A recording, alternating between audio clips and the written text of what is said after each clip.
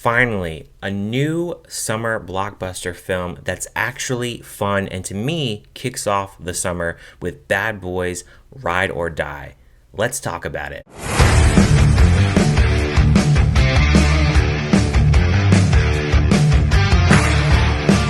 After their late former captain is framed, Lowrey and Burnett try to clear his name only to end up on the run themselves.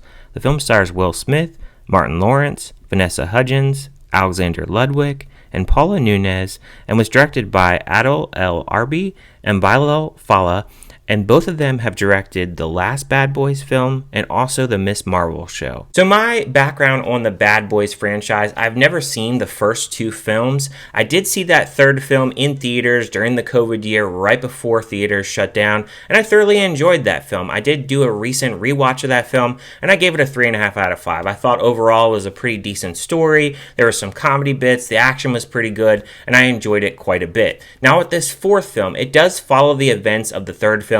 If you have not watched the third film, they are going to reveal a lot of stuff from the third film in this new film, though you won't be lost if you just jump into this film and you haven't watched any films before. Now with this film, I think what differs from the third film is the comedy itself. It's a lot more elevated. There's no denying that Will Smith and Martin Lawrence, they have that great buddy cop dynamic, and they still have it throughout this film. But I think Martin Lawrence here, he has a lot more jokes and he has a lot more things that he really gets to do.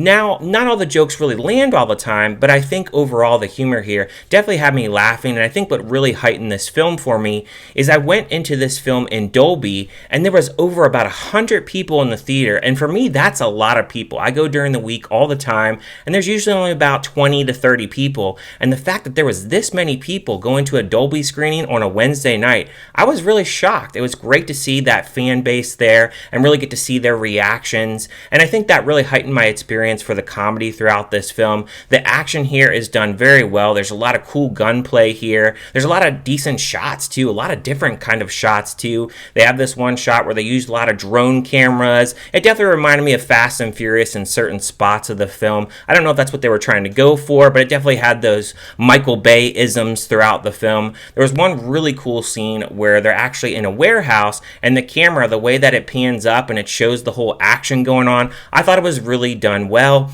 There's other shots too where they'll show just like the gun, and it really reminded me of playing the N64 game, the James Bond game GoldenEye back in the day, and just a little bit of POV shots and a lot of different kinds of shots here that I really did enjoy throughout. Will Smith and Martin Lawrence, they're trying to clear their former captain's name who was killed in the last film, and he knows some info on these dirty cops that are corrupting the whole system with the drug cartel, and this time they're looking for this guy named McGrath. Now Will Smith, in order to actually accomplish this, he has to go get his son out of jail so he can identify the killer.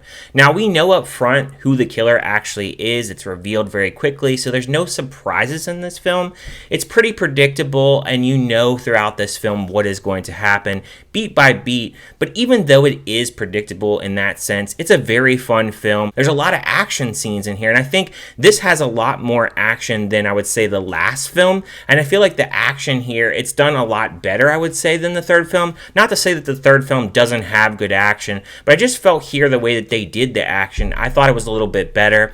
They have Vanessa Hudgens and Alexander Ludwig here, and they really don't have a lot to do. They're just really kind of there to really track down this killer. They're pretty much the same how I feel about them in the third film, and I felt like, you know, they're just kind of side characters that don't really add a whole lot to the film, though I love to see Vanessa Hudgens on screen, and it's interesting enough of what they're actually trying to do in this film. Obviously, they do play the Bad Boys theme track in here, and it was great to actually hear that. Specifically, they obviously had that in the last film, and I'm sure they had that in the first and second film as well. There's a lot of cameos in here. You have DJ Khaled, who is on the screen for a little bit. I'm not the biggest fan of him, so I was kind of relieved he just had a really small role that really didn't add a whole lot to the plot. Tiffany Haddish, she's in here, and she's playing a very raunchy character that's only in the film for just a few minutes. So if you know Tiffany Haddish, you know exactly what to expect with that. There's one other cameo that I won't actually reveal, but it does make sense with a lot of the camera movements as to why they actually included him in this film. So very interesting that he was actually the cameo also in this film. Will Smith and Martin Lawrence, what I actually like that they did a little bit different in this film is they made them a little bit more vulnerable and had a little bit of weaknesses. Will Smith, he has a little bit of a weakness here with his health constraints, and also Martin Lawrence, he has a health constraint as well, which I'm kind of mixed on because it goes into this aspect where Martin Lawrence, he feels that he's very much invincible and that he can't die, and it's kind of like the gag and the joke of the film.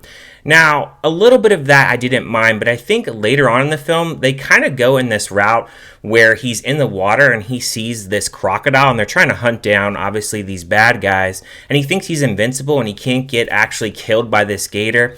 I thought it was a little bit stupid in that aspect. I felt like we were going like a joke of like the movie Crawl or something like that. Just little aspects like that where it didn't really land for me. There's another comedy bit too where they have like a shootout, and I like my shootouts a little bit more serious, and they throw in a little bit of comedy beats where we have Martin Lawrence, who's really obsessed with candy, where he's trying to eat jelly beans, and I was just like, the slow motion kind of effect with the comedy there, it takes away a little bit from the action side of the film, which I didn't really like about the film, but I enjoyed most of the comedy in this film. I just felt like there are certain little aspects within the comedy that took away from the action scenes where I just didn't think it was really needed. At the end of the day, this is a fun summer blockbuster film. Definitely one of those films that you need to get the biggest bucket of popcorn to watch. It has great comedy, it has great action. The villain is very generic, it's very predictable, and it's something that you've seen before, but if you can look past those elements, if you like Will Smith, if you like Martin Lawrence, and you like to laugh and just have a good time, I think this is the perfect film to go out and check out in theaters. And overall, I would give a score of this film a 4 out of 5. Now, I feel like I'm overrating it just a tad, but I also think that it heightens from the experience that I actually had with the audience itself. I just had a really good time with the audience. The comedy bits really landed with a lot of my audience. I just felt like everyone had a really good time. The audience was well behaved. And I was just really worried that wasn't going to be the case. I was just hoping that it wouldn't be a boring film. But overall, it definitely held my attention despite the fact that it has some critical flaws within a critical standpoint. But overall, it's a fun movie, and it's just one of those things where you can kind of turn your brain off a little bit and really just enjoy it for what it is. What did you guys think about Bad Boys Ride or Die? Did you like it? Did you hate it? Did you just think it was kind of meh? And if you haven't checked it out, are you going to check it out on a theater? Are you going to check it out on streaming, or are you going to skip it altogether? And if you've seen all the Bad Boys films, leave me your ranking down below. And is it worth me checking out 1 and 2? Are they just as good as 3 and 4, or do you think maybe those two are better than 3 and 4? Definitely leave all comments down below. Thank you guys for watching as always, and I will see you guys next time.